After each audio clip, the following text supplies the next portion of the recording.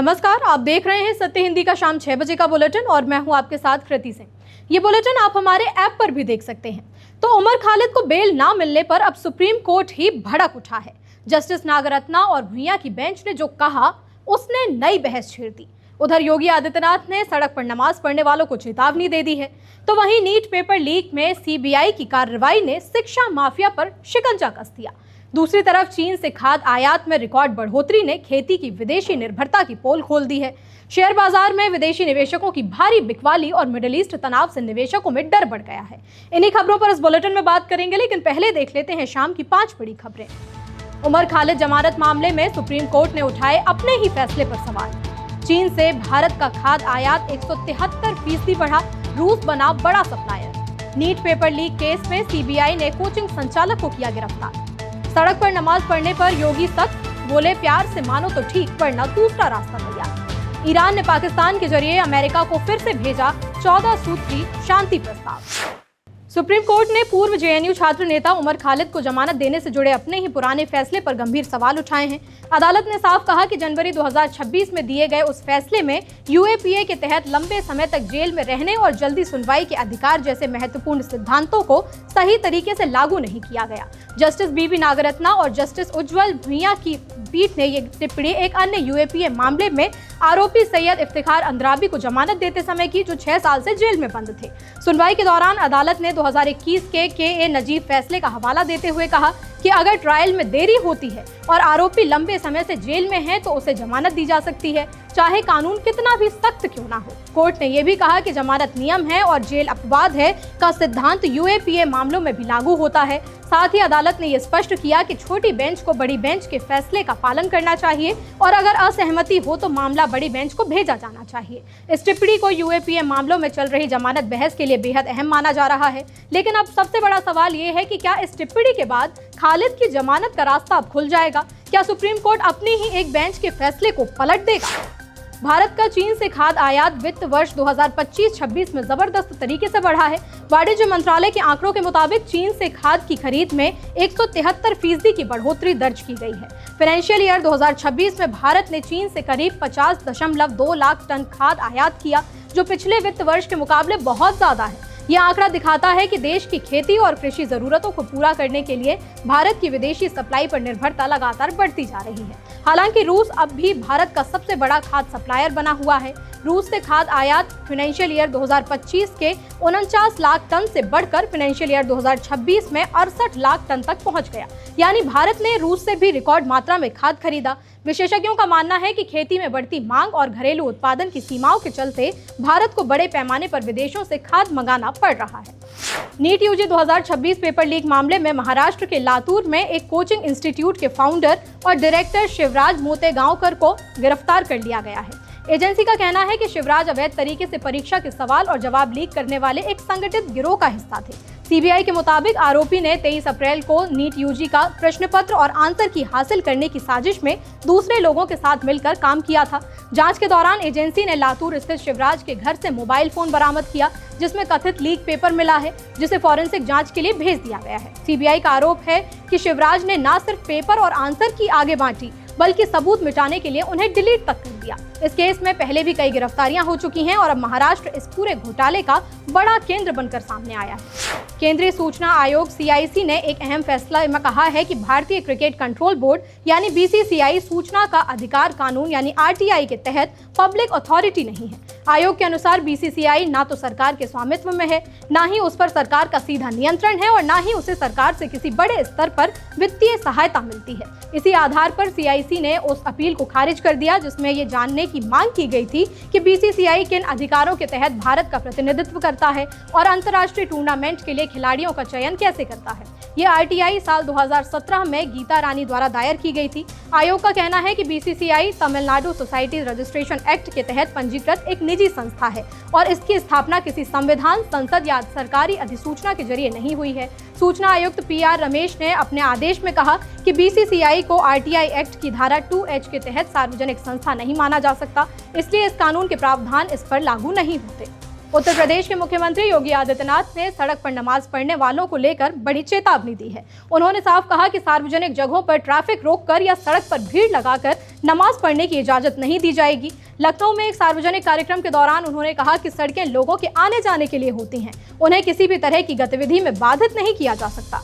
योगी आदित्यनाथ ने यह भी कहा कि अगर जरूरत पड़े तो नमाज पढ़ने के लिए व्यवस्था शिफ्टों में की जा सकती है, लेकिन सार्वजनिक व्यवस्था और कानून व्यवस्था से समझौता नहीं किया जाएगा। उनके मुताबिक अगर मुस्लिम समुदाय प्यार से मानेगा तो ठीक है, नहीं मानेगा तो दूसरा तरीका अपनाया जाएगा। सीएम ने दोहराया कि उत्तर प्रदेश में कहीं भी सड़क पर नमाज पढ़ने की अनुमति नहीं है और ये व्यवस्था पूरी तरह से बंद कर दी गई है। उन्होंने ये भी कहा कि कानून सभी के लिए बराबर है और किसी को भी सार्वजनिक रास्तों का इस्तेमाल बाधा डालने के लिए नहीं करने दिया जाएगा। केरलम में बनी नई यूडीएफ सरकार ने सत्ता संभालते ही जनहित में बड़े फैसलों की घोषणा कर दी है।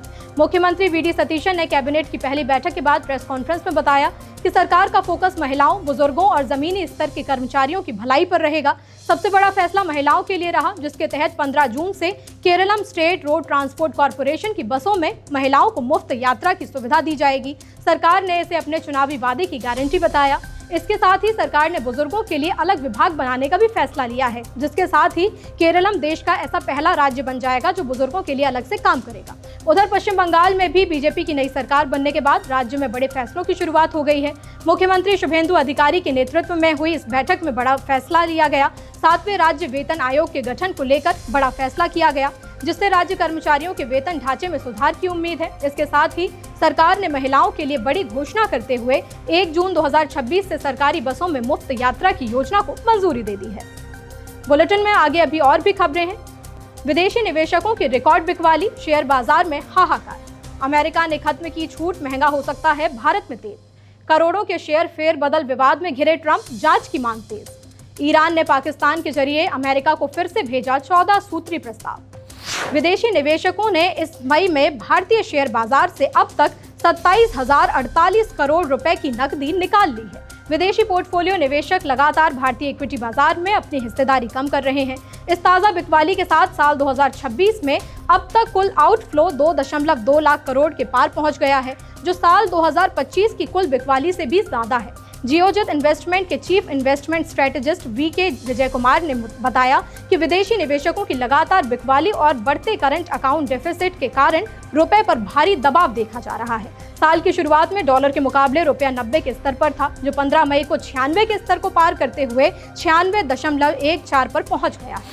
पश्चिम एशिया में बढ़ते तनाव और कच्चे तेल की कीमतों में आग लगने से भारतीय शेयर बाजार में आज हाहाकार मचा हुआ है। बीएसई सेंसेक्स शुरुआती कारोबार में 1000 अंकों से ज्यादा टूट गया, जबकि निफ्टी भी 300 अंकों से ज्यादा लुढ़क गया। निवेशकों में डर और घबराहट का माहौल साफ दिखाई दे रहा है। सुबह 9:15 पर सेंसेक्स करीब 754 अंकों की गिरावट के साथ 74,483 के स्तर पर खुला था, लेकिन कुछ ही देर में बिकवाली और ज्यादा तेज हो गई। सुबह 9:50 तक सेंसेक्स 1012 अंक टूटकर 74,225 पर पहुंच गया, जबकि निफ्टी 309 अंक गिरकर 23,334 के स्तर तक फिसल गया। इस गिरावट से बीएसई में लिस्टेड कंपनियों का मार्केट कैप करीब 7 लाख करोड़ रुपए घट गया है। बाजार में लगभग सभी सेक्टर्स लाल निशान में कारोबार करते दिखे। Realty, consumer durables, banking, auto, energy और पीएसयू बैंक शेयरों में सबसे ज्यादा दबाव रहा। मिड कैप और स्मॉल कैप शेयरों में भी भारी बिकवाली देखने के लिए मिली। हालांकि आईटी सेक्टर के कुछ शेयर जैसे इन्फोसिस, टीसीएस और टेक महिंद्रा ने थोड़ी मजबूती तो दिखाई, लेकिन इससे बाजार में कोई भी फर्क नहीं पड़ा और गिरावट बढ़ती चली गई। भारत के लिए आने वाले दिनों में ईंधन का संकट बहुत ज्यादा बढ़ सकता है। अमेरिकी राष्ट्रपति डोनाल्ड ट्रंप ने रूसी कच्चे तेल पर मिलने वाली पाबंदी की छूट को खत्म कर दिया है। रविवार को यह तय समय सीमा पूरी तरह ही बंद हो गई है। इस फैसले से अब भारत के लिए तेल का पूरा समीकरण बदल गया है। दुनिया में कच्चे तेल की कीमत अब $105 प्रति बैरल के पार पहुंच चुकी है। भारत अपनी जरूरत का 85% से ज्यादा कच्चा तेल बाहर से खरीदता है। पिछले 2 साल से रूस का सस्ता तेल भारत के लिए एक बड़ी ढाल बना हुआ था। मई के महीने में भारत ने रूस से रिकॉर्ड तोड़ तेल का आयात किया था, लेकिन अब अमेरिकी पाबंदियों के डर से रिफाइनरी कंपनियां रूसी तेल खरीदने से कतरा सकती हैं। भारत में कुछ ही दिन पहले पेट्रोल और डीजल के दाम 3 रुपए बढ़ाए गए थे। अब रूस से मिलने वाली छूट खत्म होने से महंगाई और ज्यादा बढ़ने का खतरा है। अमेरिकी राष्ट्रपति डोनाल्ड ट्रंप अपनी रिकॉर्ड तोड़ शेयरिंग ट्रेडिंग को लेकर एक बड़े विवाद में घिर गए हैं। ताज़ा वित्तीय खुलासों के मुताबिक ट्रंप और उनके सलाहकारों ने इस साल की शुरुआत में भारी निवेश किया है। उन्होंने साल 2026 के शुरुआती 3 महीनों में ही 3700 से ज्यादा शेयर ट्रेड किए। इसका मतलब है कि उन्होंने हर दिन औसतन 40 से ज्यादा खरीद बिक्री के सौदे निपटाए। इतनी बड़ी संख्या में हुए सौदों ने शेयर बाजार के बड़े बड़े दिग्गजों को भी चौंका दिया है। बाजार के जानकारों का कहना है कि किसी मौजूदा राष्ट्रपति के लिए ऐसा करना बेहद ही असामान्य है। ब्लूमबर्ग की रिपोर्ट के मुताबिक ट्रंप ने एनवीडिया, माइक्रोसॉफ्ट और बोइंग जैसी बड़ी बड़ी कंपनियों के शेयर खरीदे। इसके साथ ही उन्होंने अमेज़न और मेटा जैसी कंपनियों में अपनी हिस्सेदारी भी बेची है। अब विवाद ये है कि इनमें से कई कंपनियां सीधे अमेरिकी सरकार की नीतियों से प्रभावित होती हैं। ऐसे में राष्ट्रपति पद पर रहते हुए इतने बड़े सौदे करना हितों के टकराव का मामला बनता है। इसके अलावा कुछ महीने पहले ईरान पर उनके बयान से ठीक पहले बाजार में संदिग्ध दांव लगे थे। ट्रंप के बयान आते ही तेल की कीमतें गिर गईं और शेयर बाजार अचानक से भागने लगा था। इस अजीब तालमेल के बाद अब लोग उनके पास अंदरूनी जानकारी होने के गंभीर आरोप लगा रहे हैं। ईरान ने एक बार फिर से पाकिस्तान के जरिए अमेरिका को अपना 14 सूत्रीय प्रस्ताव पाकिस्तान के जरिए बातचीत टीम तक पहुंचाया है। तस्नीम न्यूज एजेंसी की रिपोर्ट के मुताबिक इस प्रस्ताव का मकसद है जंग को खत्म करना और दोनों पक्षों के बीच भरोसा दोबारा से बनाना।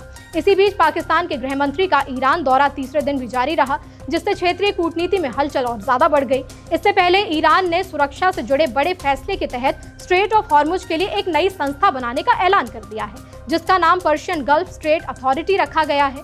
ईरान की सुप्रीम नेशनल सिक्योरिटी काउंसिल ने कहा है कि ये एजेंसी हॉर्मुज में चल रही गतिविधियों और हालात पर रियल टाइम अपडेट देगी। माना जा रहा है कि ये कदम इलाके में बढ़ते तनाव और समुद्री रास्तों की सुरक्षा को लेकर उठाया गया है, जहां दुनिया के तेल व्यापार का बड़ा हिस्सा गुजरता है। फिलहाल 6 बजे के बुलेटिन में इतना ही। रात 8 बजे दिन भर की बड़ी खबरों के अपडेट्स के साथ हम फिर से हाजिर होंगे। तब तक के लिए नमस्कार।